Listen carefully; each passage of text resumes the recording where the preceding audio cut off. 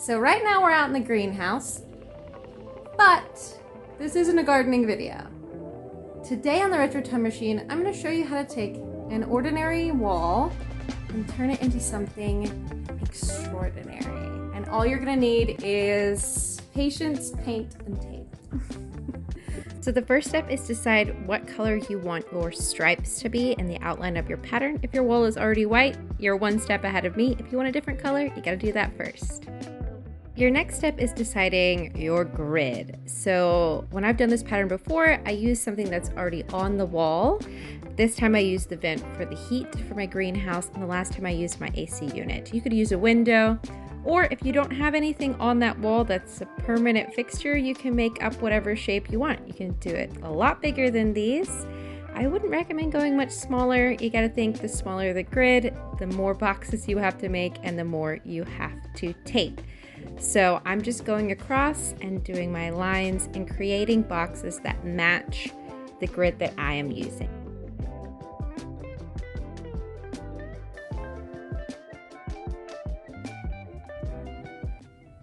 So my advice to you is when you're going to go buy tape and you're thinking about how much tape you need, get that and then buy some more and then add about another 3 rolls to that, because I ran out of tape 3 times doing this project, or I picked the wrong kind of tape because the background here is wood. The blue painter's tape just wasn't sticking. So it definitely put me behind schedule. So you're gonna need a lot more tape than you think you will. So our pattern is essentially a bunch of really elongated right triangles. So you're going to go from a corner and then pull that up a little bit more, and then a corner and pull that up a little bit more, and a corner and pull that up a little bit more. You don't want to go too high, but you don't want to go too low either. You'll find your groove, but you want really long, skinny triangles with right angles on one side. And usually somewhere around the middle, you wind up having to half whatever's left. Once you've completed your first box, that's going to be your pattern.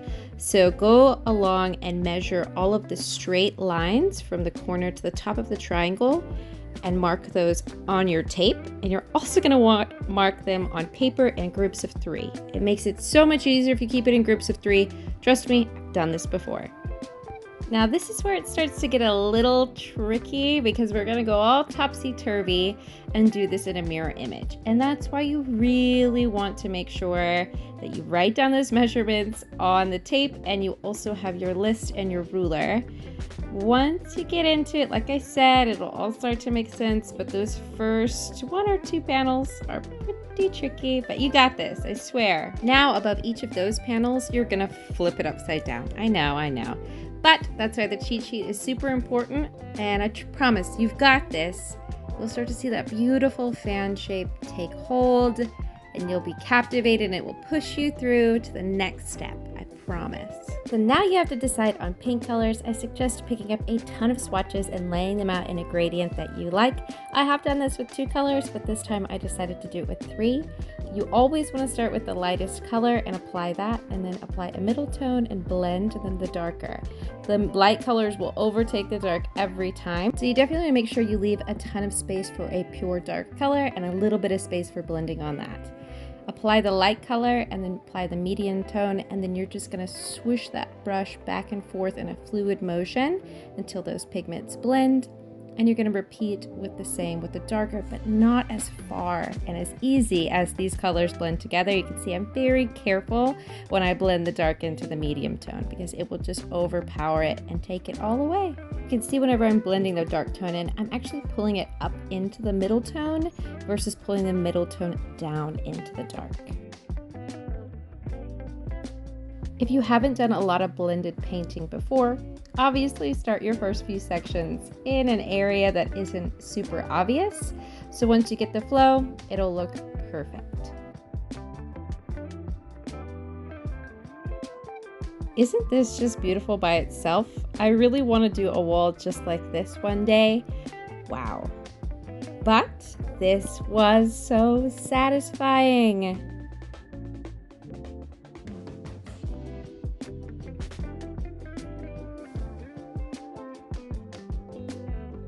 do want to peel the tape off relatively soon after you're done painting to prevent the tape and paint from drying together.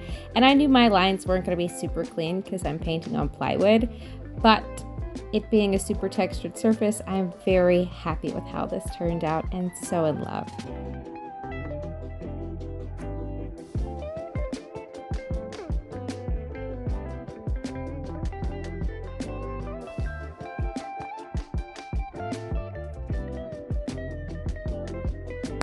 And after all the hard work of putting this tape on, there was something so satisfying about getting to pull it off after I had painted this beautiful wall to get to see what I had hidden underneath all of that. It was like opening a Christmas gift. It was so much fun.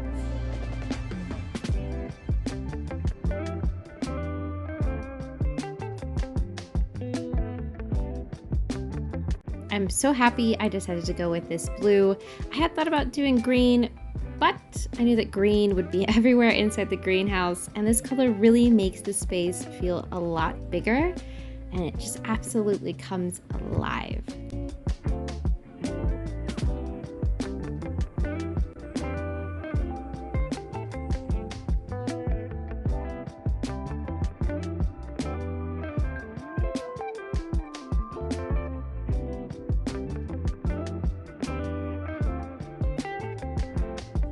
Alright guys, I hope you enjoyed this video. If you did, I would love to have you as a subscriber, and if you did follow the video and did this wall at home, I would love to hear in the comments below what color scheme that you chose to do. It really is relatively simple once you get going and get into the swing of it. Just don't forget all of that extra tape that you're gonna need. Like always, take care and God bless.